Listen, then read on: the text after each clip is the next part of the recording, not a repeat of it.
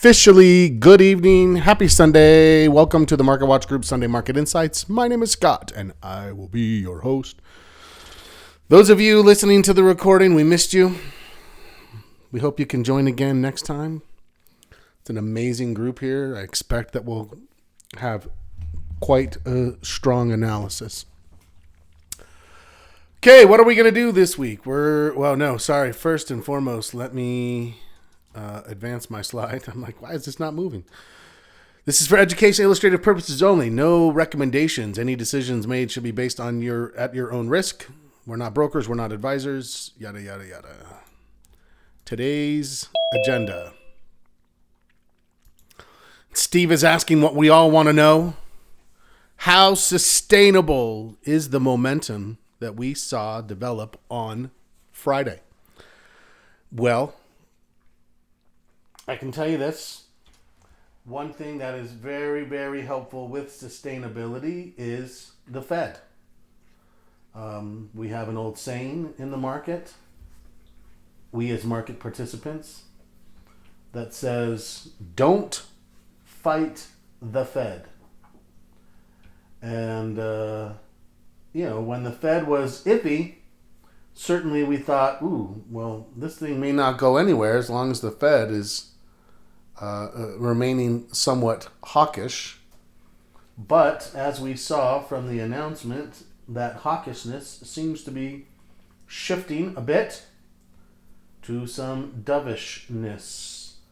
And that dovishness is certainly something that the market can latch onto. So, that's definitely something that we're going to be looking forward to and seeing. So let's see what else the market variables that we interpret tell us about how likely it is to maintain and continue.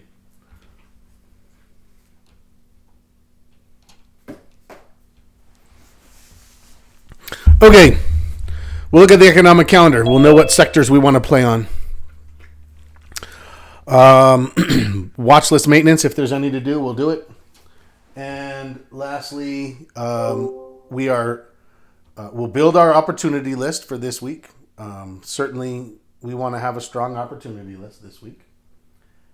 And then we will talk about trading plan section. This week, we are on section 8, which means we're at the end of the loop. The end of the loop. And as such, next week we will start over on section 1. So this week is about goals, about improving trading performance. Very important for us to be focused on, of course. And then we can start the whole process over again. Very exciting. Let's get into it. One report I saw says this is just the beginning. Yeah, well, I mean, certainly there would need to be, I don't think that the Fed can lower rates to sustain tariffs. If tariffs are putting inflationary pressure on, lowering it a quarter point is not going to do much. So it will require, I think, a change in course. The more they push universal tariffs, which is kind of what we have, the harder it's going to be. But in the short term, we certainly have what we need, I think, to see some sustained momentum. Rainy morning from Georgia. Yep. Stephen, you and I are in the same weather. More rainy morning. My dogs are like, I don't want to go out in this. I don't know. Okay, let's go. Now, if you were here on Friday, I did a new thing. I said, I'm going to put my prediction in, right? So I'm going to see, just for fun. I may delete that eventually. It's your spreadsheet on your end. You can do with yours whatever you want as well. If you want to follow suit and try something like that. But I put a prediction that I think we're going to end up between 5.25 and 5.5, which is a nice bounce back up into this bullish territory. Okay. So let's see. Let's go. Real quickly, I had one piece of feedback come in this morning. I told you last week that I made some adjustments to the schedule or to the agenda in order to try and make it easier to get into meetings. And I made a selection of, like, I believe they called it auto enroll, where you don't have to RSVP, but I wasn't quite sure if it takes effect like going forward or if I have to go back and reset the schedule. And based on the feedback I got this morning, it looks like you have to go back and basically completely start over on the schedule, which means that you're likely to get a lot of scheduling notifications this week, right? It's going to be like, oh, there's this scheduled and this scheduled and this scheduled. And so just be aware why that's happening. It should leave us with a better entry experience on the other side. But forgive me if I blast you with a bunch of emails this week. How's that? Hope is eternal. Bob Rowland, good to see you, my friend. Okay. So, what's next? Let's go through our scores and see if my predictions were somewhat close or if I missed something. I'm going to say they're going to be close. I don't think I missed anything. Let's go out to the 3-year weekly. Okay.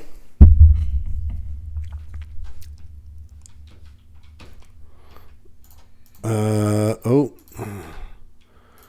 I hate when it does this. Okay. It's going to force me to log back in after I was just looking. Maybe my other one is actually live. Let's see. Compatibility error.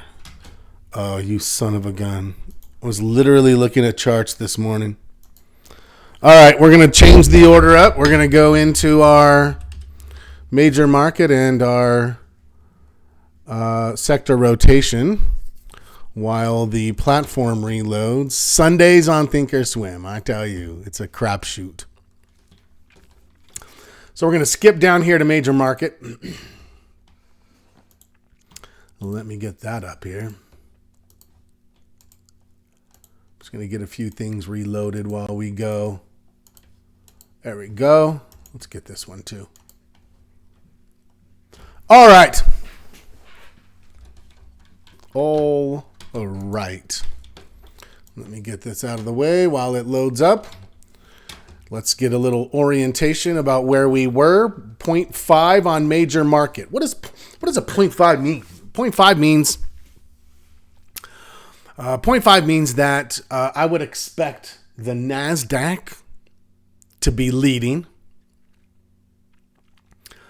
and waiting for the Russell to show any sort of increase in strength.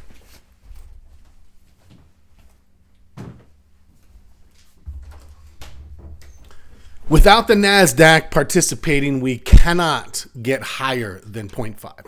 It's just not going to happen.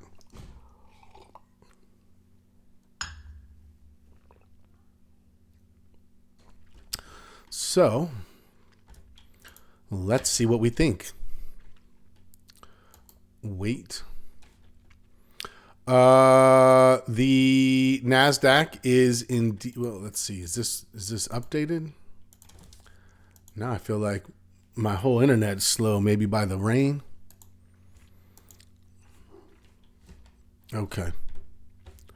August. Yeah, this doesn't look like it's all the way updated to me. Stock charts here. Let's get rid of you.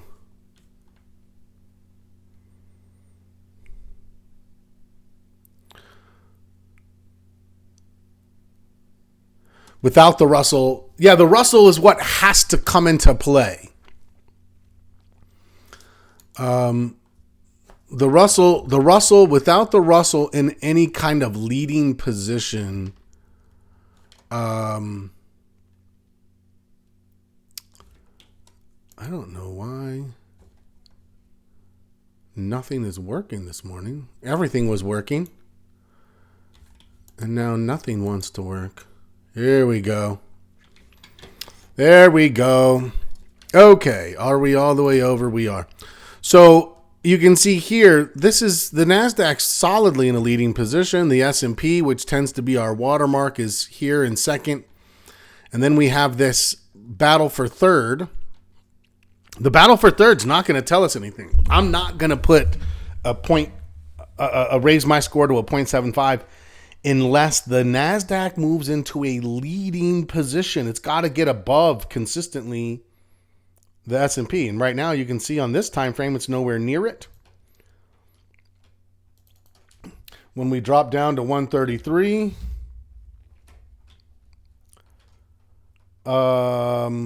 there we see signs of hope.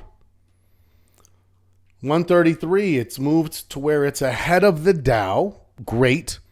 That's not something that we score. We're not like, oh, it's ahead of the Dow, so we're going to score at this. But what does that do? It eliminates any thoughts of, is there some defensiveness showing up that we weren't thinking about? Is there some defensiveness in the small caps? Or excuse me, in the large caps where people are like, oh, maybe we should move here. No, there's not. In fact, this looks pretty good.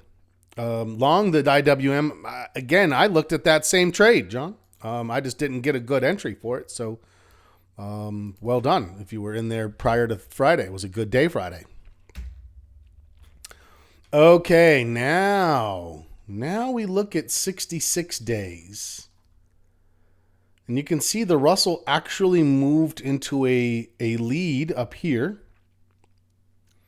And it's funny because you might think, well, we didn't see that then. Well, that's a different analysis, right? Now, this ability to lead is based on where they all started. If they started in a different place, this might not have been a leading perspective on this day. Because on this day, there was a different point of orientation. Does that make sense? So we can't just be like, oh, well, it wasn't last time. Well, last time it was a different 0 point. Last time the 0 point was from May 13th. This time it's from May 20th. The next time it'll be from May 27th, etc., etc. I got to tell you, this is a good amount of strength. I think we saw where we're like, we just need a little bit more. We just need a little bit more. And I think we have it. I think we have it. I am going to go ahead and give it that nod. Let me get my password entered here on Thinkorswim. I want to hear from the group. Stephen D said, I gave credit where credit is due and raised. That's a raise, yes? From a 0.5 to a 0.75? Yes, those who are just looking at it for the first time, I need you to weigh in. I'm looking at raising mine, just like Stephen did. I have a couple of weeks now, right? I have a couple of weeks where it's moved into that. It was above here, and then it just sort of had this dip for a minute. So when you look at this on a broader position, really was just right through here, and it didn't drop into a lagging position, right? It didn't drop back down below the Dow. It only dropped back below the S&P. So it moved from a secondary leading position to just third place back into a secondary leading position? Yes. Bob Rowland said raise it. Once he's in agreement, there's nothing I can do but just what I'm told. Let's do it. I love it. I thought, now here's the thing is I thought that in order to get a 5.5, I needed one of these two. One of these two. We might have two. Right? We might have two. Let me get my chart over there. Detach. And let's adapt this down and down and down. If you didn't know, you could do that. I don't like my panels to be big. I want my price to be the star of the show. My panels are my supporting cast. My recommendation, never more than 4. And 3 is the preference. And you can see, what does that mean? It means you get volume, an indicator, and implied volatility. If you want 2 indicators, that's where you might go to 4. Otherwise, I've seen people who had like 13 panels of technicals below their price. I'm looking at it like, what the hell is going on here? Which, in my opinion, is more likely to lead to analysis paralysis than it is to lead to better. Right? They think, oh, the more information I have, the better decisions I'll make. That's actually not true. And in fact, if I were to give a reading recommendation, there's a Nobel Prize winning author Bollinger Bands. Yes, Bollinger. But you can throw an indicator on the price chart for sure. Press, great call out. A couple extra moving averages, moving average envelopes, Bollinger Band, parabolic stop and reverse. Anything along those lines can be added as indicators to the price chart. Keltner channels. Yep. Good call. Keltners. Why are we looking at APH? This is the first symbol that popped up when I opened my account, which means this must have been the last symbol I was looking at before it got shut down. Haven't moved it to the SPY yet, but good call, John, as to make sure we're not going to analyze this next. There is a trade here, though. We did get an alert here based on this move, but that is not what we want to analyze. We want to analyze this one with all the pretty colors and lines. Purple, green, blue, red. We've got it all. It's very colorful. It's very pretty. We love it. Okay, first and foremost, I predicted volume at, I believe I said 82 to 85 million. And the final volume was 84 million. Ding, ding, ding, ding. My range was good. That is an above average volume day. That is definitely an above average volume day. Let's put this in here like this. And clearly, it's a buy day. So we'll put that there for a buy day. We haven't analyzed the volume yet, but we will. But first and foremost, let me move this. Oh, yeah, 0.75. We'll come back. Let's get back to our order, and then we'll jump down again. So let's actually open this up to the weekly.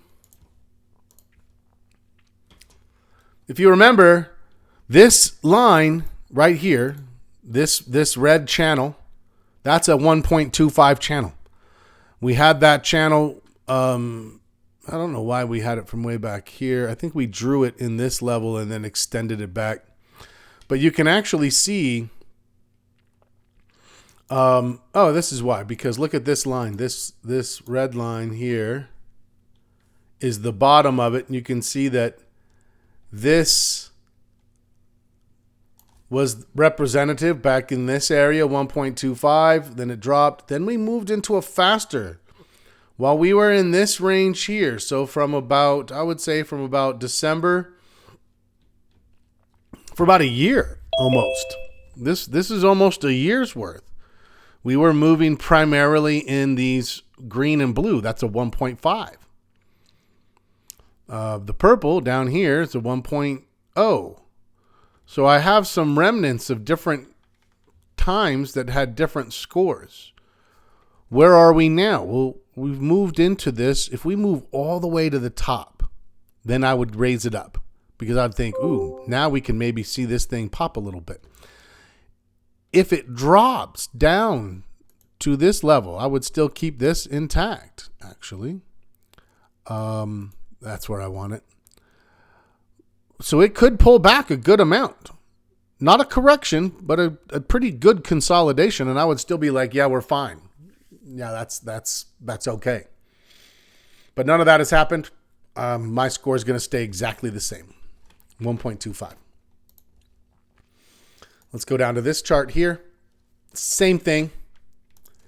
This is basically the trend we're moving in right now. Yeah? Nice, steady. It's nothing too strong. It could get much stronger. And this is a 1, so where does that put that? It's about halfway up. That's about a 1.5 to me. And that's what our trend score is, 1.5. So I've got 1.25, I've got 1.5, nothing's changed there. You can see this has been stable, all the way back to the beginning of July when it first started popping up again. So this is very stable right now. I feel good about the stability of the trend. It's not outrageously strong, which means it's easier to sustain, actually. In fact, the hope would be that the momentum that we're seeing,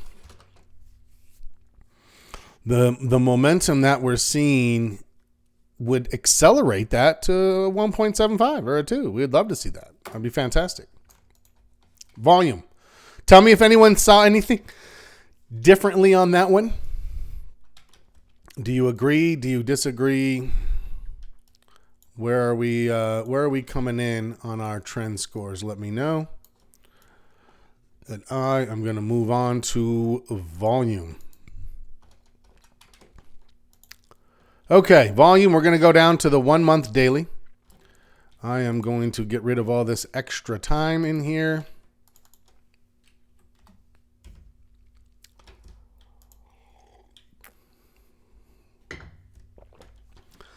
Now, tie, sell day, tie,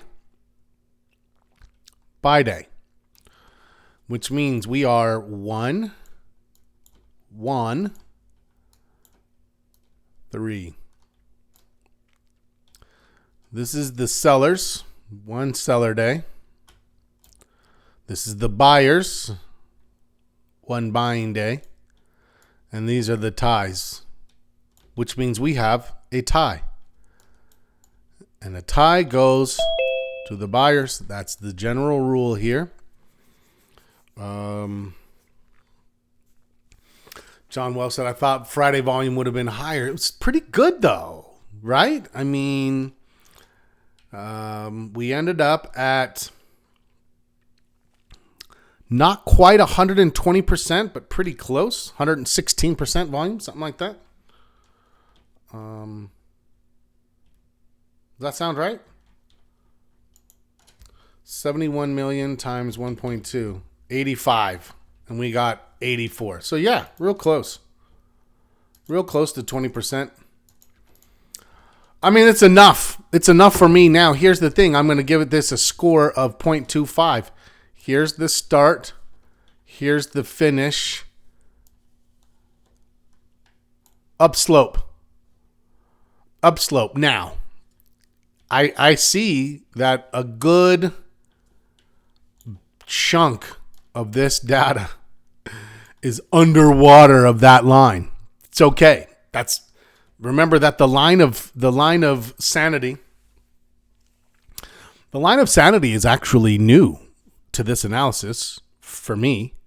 I've been doing this analysis in this format for probably 15 years. This is new, and it came from this group where we said, hey, you know what? Let's add this little element where it's like, let's just check in and make sure. And there's been a couple of times where the line of sanity did impact the score, where we're like, no, we're not gonna give it that because the line is just not good enough. But to me, that line drawn from the beginning of this period to the end of this period, that's how I draw it every single time, and I connect the dots every single time. That line is upsloping by a little bit. 0.25 prevails. Steve C agrees. What do you guys think? Overall, I'm comfortable with this, and I am going to raise my score to a 0.25. Boom, boom, boom. Just like that. Oh, the prediction was 5.25 to 5.5. We're at a 5.25 now. Now I'm thinking to myself, is this maybe going to be higher than I thought? If we get a good piece of something in the sector rotation, I'm pretty sure, I'm 90% sure I'm going to raise the score on the VIX based on a lower high / new low. So, as we as a group evaluate the prospects of this momentum continuing, my vote is for yes. Now, you might ask, well, Scott, are you ignoring tariffs? Are you ignoring some potential weakness in the job market? Are you ignoring wars in Europe and Middle East? I'm not ignoring anything. What I'm doing is I'm taking anything I think about any of those things. And you guys know I have a tendency to get a little opinionated on tariffs. But when it's time to analyze the market, I check that opinion at the door. That opinion has no place in my trading, period. Right? You're thinking, wait, your opinion doesn't matter? No. Doesn't matter what I think or what I feel or what I believe. What matters then? What do you see? What do you see? Now, Stephen D., there is concern. That last PPI number, I would say, scared us all a bit. I don't believe my opinion is unwarranted. As I said, I think we have plenty for short term, but if we get another report or two like that without a potential change in policy, the Fed will not be able to keep pace with that. If the hope is that they're going to keep tariffs on and inflation will keep going up and they'll keep knocking interest rates down in order to sustain the tariffs, I think that's bad long-term policy. There's my opinion coming out again. But until it impacts the short-term market components that we analyze, then we're going to just let it be where it is. I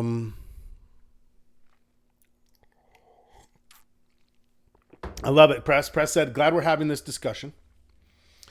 A lot of experts are seeing the signs of a frothy market priced to perfection with historic PE ratios.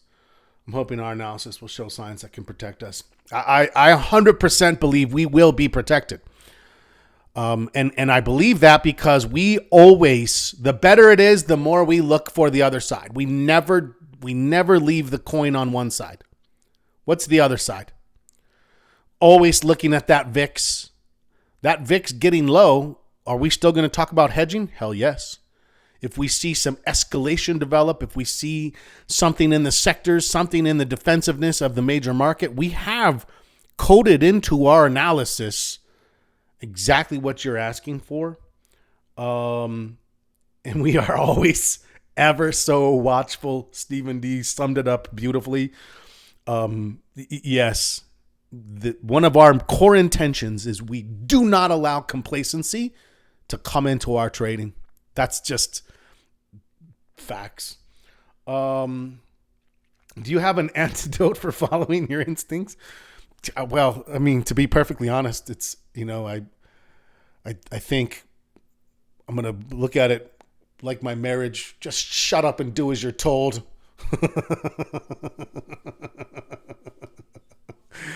Market says something, I'm not going to be. It's like the market's like the wife, man. It's like, hey, you should be thinking about this. Yep, shut up and do as you're told. I don't know. That's mine. It's best I got. It's a constant battle on both sides. Oh, I'm trying to teach my son. He's like on the cusp of getting engaged, and he comes with some complaints sometimes. I'm just like, oh, happy wife, happy life, my friend. So, okay, let's keep going. That's a great question, though, John W. We got to come up with ways that we sort of convince ourselves to like get that opinion, the ego, the irrational exuberance, as Press said, and then we can try to make better decisions. That so far, as I look at this, and that's why I always say to people, look at the chart and pretend you don't know anything about it. Just someone gave you a chart. What would you do? If I just simply said, hey guys, let me show you, that's the wrong one, even though that looks good too. Let me show you this chart. What do you think about this right now? Unequivocally, if you're applying any measure of technical analysis, you would look at this and be like, looks great. Looks like there was something nasty, right? You can go back and look at this and say something somewhat nasty happened right through there. But it recovered quickly, right? It recovered quickly. Now, if you think, hey, did what we do get us out in front? Hell yes, it did. We're back here and even more so here. And then we're starting to think about getting back in right here. So we're gonna do what we can do. But right now we don't see anything but blue skies. Okay. Yeah, this is a good discussion. I tell people all the time, I will coach in some form forever. Because I'm a better trader when I'm coaching. And my theory behind that is that what I'm saying to you, my subconscious needs to hear. It needs a push. I need it too. Right? Like and so, yeah, I always want to be able to, these discussions, it's not like, hey, are you guys feeling better oriented? I'm feeling better oriented when we leave these things. I'm like, okay.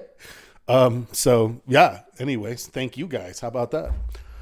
Let's keep going. Things are looking good. Let's see what sector rotation brings us. Well, I'll tell you this. Is Sandy here? Sandy, can you put up our cyclical chart? And then I'm going to bring it up and put it up big. We talk about this sometimes. It's been a while, so she may not have it super handy. But I will start to talk about like, hey, when are good months? And yes, summer months tend to be historically more neutral to somewhat bearish. I wouldn't say bearish, but I would say neutral to somewhat, bearish. But at the same time, that same conventional wisdom says sell in May and go away. Well, here's May. Look what you missed. Look what you would have missed had we. In my mind, I'm picturing Sandy furiously going to find it. She's like, I will find it and I will post it. But what I would say is that if we're outside the cyclical norms, then I just don't care.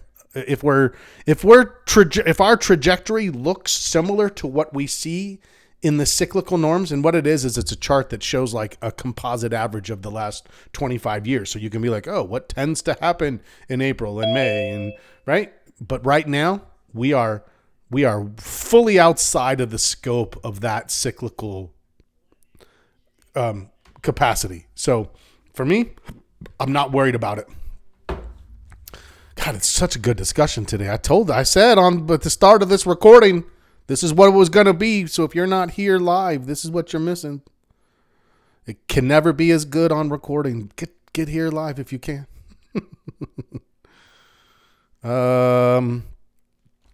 Okay. Where was I? Here. Okay, who's leading? Comm services, technology, discretionary, financials, and industrials. And then you also have utilities, just like, hey, can I hang out with you guys? Can I be a bullish growth sector too? And they're all like, maybe, but we have to jump you in. So I don't know what'll happen with that. And then down here we have everybody else: staples, materials, energy, healthcare, right? It's a good starting perspective. Let's go to 133. Then what? We get to 133. We have technology. Where was discretionary? On the 200 press? In the top. Let me point it out one more time. Right there. Oh, the purpley one. Right there. Purpley blue. I don't know what you would call that. I would need my wife to tell me. Purpley bluish. Right there. Looking good. That perspective. Now, this is just a starting perspective. We definitely need them to hang in there. And seeing Amazon this week was helpful, right? Because here you can see they did drop off a little bit, but they're trying. Who do we have? We have technology. We have industrials. We have utilities like, hey, and everyone's like, get ready to jump them. Communication services. 3 out of our 5 growth plus utilities. Who's missing on this perspective? We're missing financials and we're missing discretionary, but they're both sort of lurking. They're not down at the bottom. They're hanging out. Then we go to our scoring mechanism, 66. And this is where the rubber meets the road. So let's see what it says. Bam. Technology just standing strong. Communication services also there. Discretionary, yeah, it's just not quite there yet. I think I'm going to leave this one alone. I still think we're at 0.25. We need more. I don't know, do I go point? No, I need at least 3 to go to a 0.5, 4 to go to a 0.75. I need everybody, all hands on deck, with no sign of defensiveness to get it to a 1. That's what I'm saying. Give me your thoughts. Did anybody raise theirs? Now, if you raised yours, if you did anything, it would be more likely a 0.5 than a 0, in my opinion. So if you went to a 0.5, I'm not going to be like, meh. But for me, I need a little bit more, but we're seeing it. When you look at who's coming next, we've got discretionary knocking on the door. And we've got industrials knocking on the door. I think they're close, but they're not quite there. And now we must go have a gander at the 22-day. Whoa! I did not want to see a picture of... Who was that? Kate Gosselin? Is that the ones that had like 8 kids? I don't even know. Oh, and then what do we see here on the 22-day? There is what press was asking for. Discretionary. Stomping into the lead. Boom, boom, boom. What's up? We have communication services still there. Where's our good friend technology? So technology is a little iffier on this time frame. I'm okay with that. It's so damn strong on the other ones. I'm okay with this. We are seeing what would be the third, right? When we looked at the 66-day consumer discretionary was the closest to breaking into a leading position. Here we can see it making a big, bold, strong move. That's the one we need. If we're going to get to a 0.5, this is the one that's going to get us there, at least as of right now. But for me, stays the same. A bit of shift in allocation, a little bit, but I feel like it's not money flowing out of technology, kind of a pause, which with the amount of strength technology had, that pause is understandable. But the other two are still there. So I'm okay with this. I still see this as bullish rotation more than anything. Okay, real quickly, let's go back here. The last time we looked at it, it was 0.75. Now, post Jer Bear in Jackson, I bet we're going to be back at 90 plus. Ooh, 85. Okay. A nice 10% jump. Where did Scott go? I was over here, and then I'm going to say I jumped to here.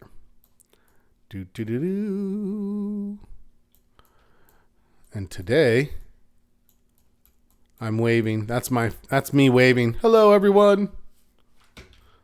I know you're like, Scott, how did you not end up in some sort of an art career rather than trading? I don't know. I think it just was a happenstance. Water in my bonsai.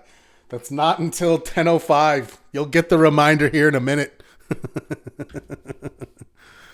The bonsai are looking amazing. Oh no, actually, got a couple of yellows. I've had these bonsai for almost 2 years now, you guys. It was a Christmas present from my daughter. It was like an experience where you both go. And then I'm like, oh, are you going to take yours to school? And she's like, no, I'll probably let it die. So I have both her and mine on my windowsill. Ooh, it's farmer's market. That sounds amazing. Enjoy. I hope the weather's nice for you, Melody. Good to see you. See you tomorrow. I've been to the Sacramento farmer's market, by the way. My in-laws are in Yuba City, what I affectionately call Yuba Shitty. All right. Haven't been out there for a while now, though. Since my kids basically got to high school, I haven't been out there, I don't think. So I'm not going to tell you I miss it. Ooh, Walnut Creek. I wasn't there too long ago. Very nice. I don't think I've been there since the group started, though. It's good to know where everyone is, though I don't travel much these days anymore. Otherwise, I'd be like, let's go get a drink. All right. Where are we? 0.25. Oh, let's go to the VIX, and then let's get to the watch list. You might think, we're not going to make it. You know I always take at least 5 extra minutes, number one. That's just standard operating procedures. I mean, come on. This is like we drew this last week, right? We drew this 1, 2, 3, 4, 5. From this level, we drew a box and we're like, oh, well, if it just comes up into this box and turns over, that's a lower high. And if it does that, I'm going to score it better. So of course I'm going to.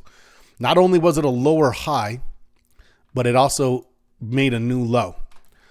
Stephen D, you weren't there on Friday, but I gave you some props for calling out. This was actually a great opportunity for calendar spreads. I didn't put the alert out because I've been thinking like, how do I put that out to make it easier for people who haven't traded it before? And I decided what I'm going to do is I'm going to link to the calendar spread lesson in the options fundamentals class that we have. And I'm going to put an extra note that says, if you haven't done this before, you should get at least like 10 paper trades under your belt, but you got to start somewhere. But the fact that we are moving down into these low teens absolutely means that we will be looking at calendar spreads as a re-emerging. It's a beautiful off cycle. So when the market's at support, all we're thinking is bounce trade, bounce trade, bounce trade. When it gets to resistance and we're taking off our bounce trades, oftentimes you're just like, now we wait for the next one. No, we don't wait. Now we put on a calendar spread. So they're sort of a leapfrog type cycle. Beautiful, beautiful. Can't wait. And my score is improving. Boom, 1.5. It's going to be hard to get much more than that. Right? Hard to get much more than that. But there it is. That's our score. Boom, 5.5. The one thing I wasn't sure about was major market, but it smashed through. So my prediction was pretty good. 5.5. Now, once again, what's the prediction do for us? It should help us. If we're predicting on Friday fairly accurately, that should be helpful in Friday decisions, right? If my score looks like it's going to drop a half a point, I'm gonna be shutting things down more aggressively and tightening stops and taking profits or taking losses or whatever. If my score looks like it's going to be pushing a little bit, I'm going to leave it on. Let's go. Let's push a little.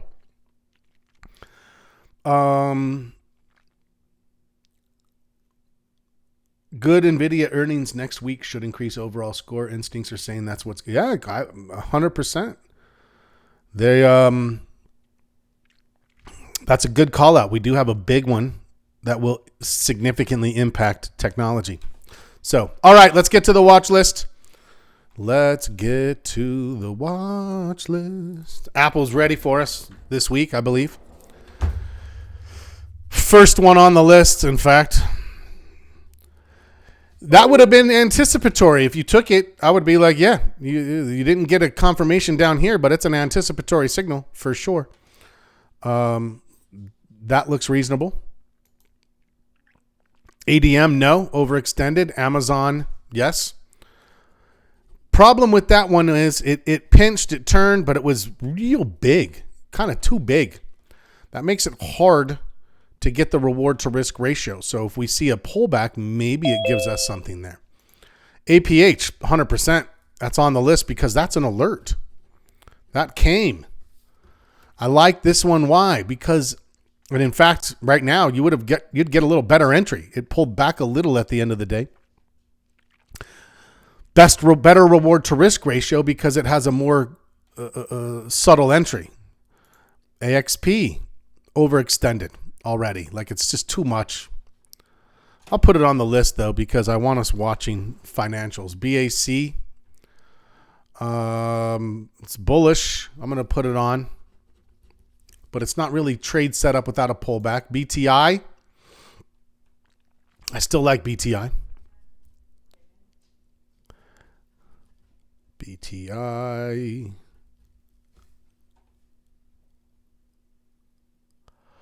Minus 2.5. Oh, no. Lower high. Remember on the VIX, Stephen D. Remember that is an inversely correlated. A lower high is equivalent to a higher low. So it's a bullish thing. So just take that minus 2.5 and switch it to a positive 2.5. And that will add a half a point to your score and we'll be at the same place. But what it did with its lower high and lower low scored positively. BYON, I'm a little iffy on that one. Citi is a yes for me. Citi is a yes for me, and that was a very much a potential trade right there. If we have a small pullback on the open, I might look to put a trade on like at this point right here. I think it looks pretty good. Caterpillar still looks bullish. That would be more of a continuation trade. You can see it gave us through here. It bounced, but it was hard. It was choppy until that came. CCJ, no. Overextended. CLS, yes. Yes, and I mean, that's viable right there, right? You could definitely build something off of that. Capital One, yes. Now, these are signals, but they're not necessarily, or these are bullish, but they're not necessarily trades if they have too much entry to give us the reward to risk ratio we're looking for. No on Coinbase for me. Cisco, I'm a no there still. Delta's a yes, but again, these These smash and grab entries are tough. DoorDash, I'm going to leave it there. It does owe me some money. I'm going to think about that one. Diamonds are bullish. Dollar Tree still looks good. It's got earnings. Be careful. Be careful. EA. I would say EA looks good. Things are looking favorable. I need more out of that one. EXPE, big bounce out of nowhere. It's just so much bounce. 5%. I'm going to hold off on that. Ford. I'm going to hold off on that. Futu, overextended. GE at play, which likely means GE Vernova is also at play. Gold, sideways. Google, definitely. Definitely. I was like, was this I was in my mind thinking this was another alert. I was like, wait, did I do an alert? I was thinking about it. I don't think the reward to risk was as good there. Goldman, definitely in the picture. Hasbro in the picture. I mean, as you look at our list and you look at the strength, Hood, definitely. I looked at that one. The reward to risk was a little iffy. Howmet, no. IBM, no. You might think, Scott, why are you still watching IBM? IBM's always on my list. IBM put me through college.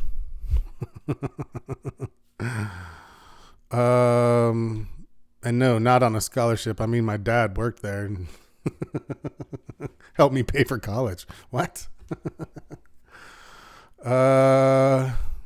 Intel. It's choppy. I'm going to wait. IWM. Whew. Woo. Look at that. Looks good. JLBY. No. KKR. No. You might be thinking, why not no, Scott? It's bouncing on the 50. Because now I have this. It's going to disappear because I accidentally right-clicked. But that line right there, I needed to break that and then come back. That's why. Levi, yes. I'd put Levi still on. Nice to see another discretionary. Did Joby stop? Kind of. I mean, it's stalled. But for me, same thing. Once you put this lower high in there, I'm going to draw that line like this. And now I need it to do what? Like this is not enough.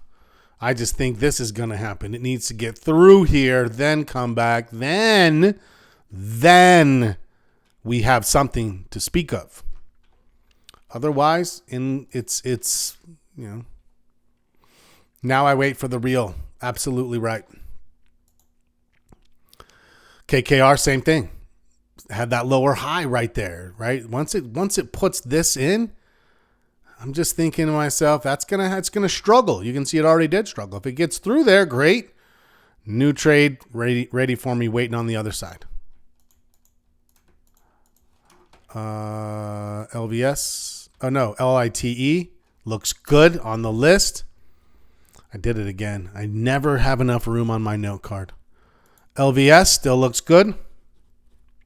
I'll tell you one thing. I believe our watch list is real strong right now. We've got some great candidates on here, representative across the market.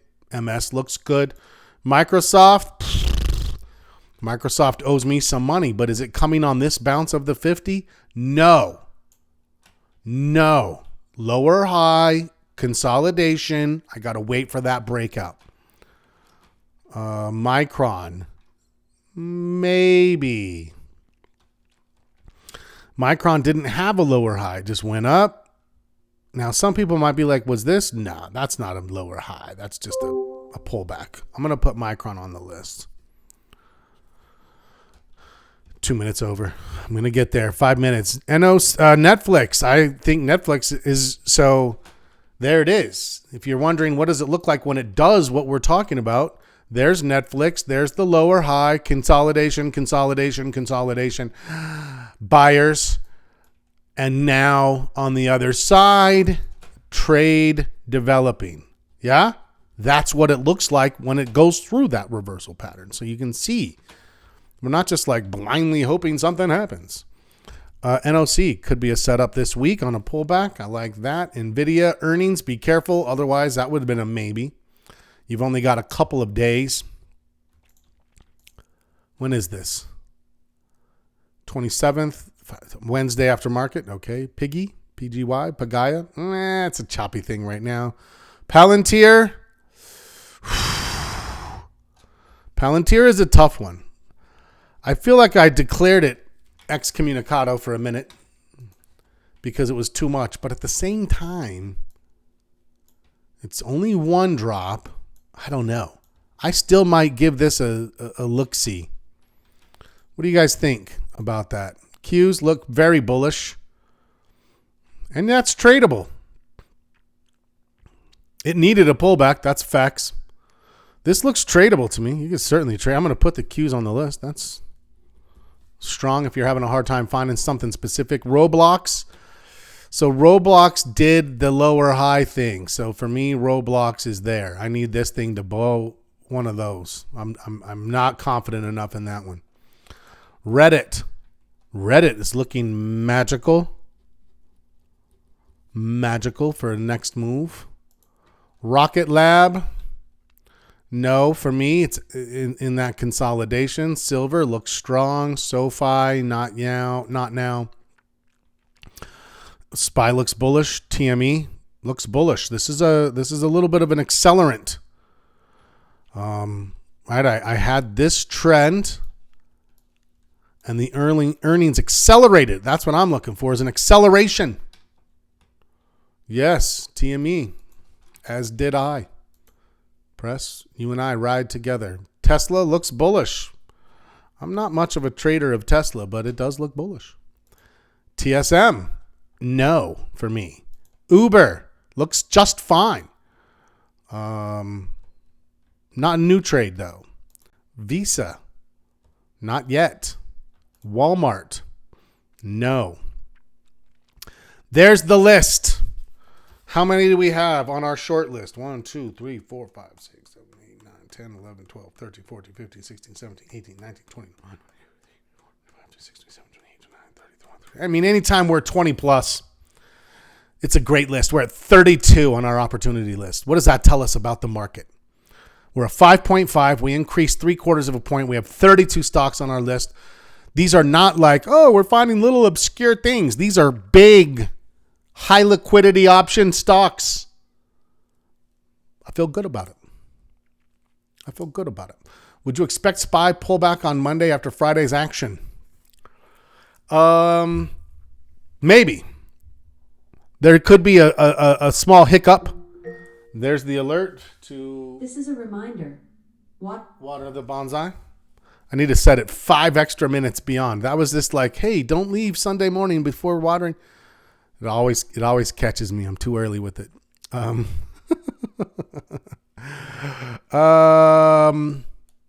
Yes, I don't know. That's a good question. I think we could have continuation. We could have a small pullback. I'm optimistic, Bob, Roland. You're exactly right. I see enough things that I'm like, there's just, and the VIX is a big piece of that, just so you guys know, right? That is our institutional peak. They're tipping their hands just a little too far. And we're like, woo, I just saw your cards. Right? Okay. Let's go. Okay. Let's real quickly wrap this thing up with this. We finished our record keeping. You're logging your trades and you have a journal. And now we have analytics because of that. We have all these different types of analytics. And now we have everything we need to come in here and implement some strategies, improvement strategies, goals.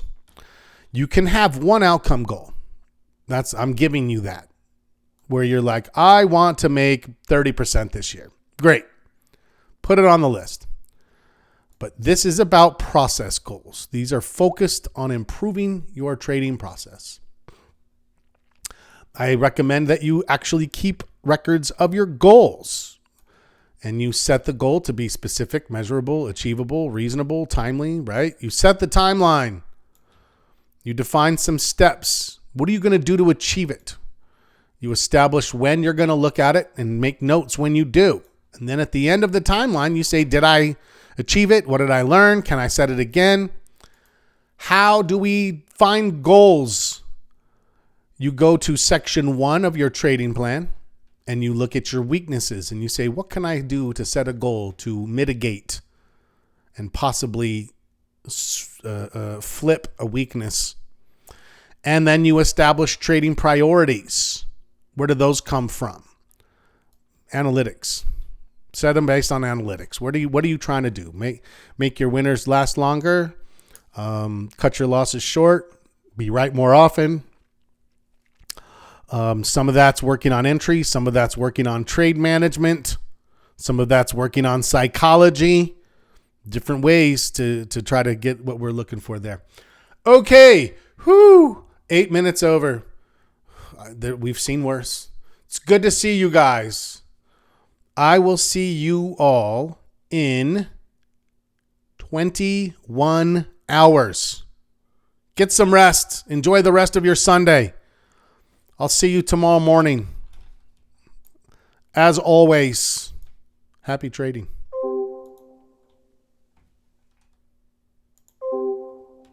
Recording stop.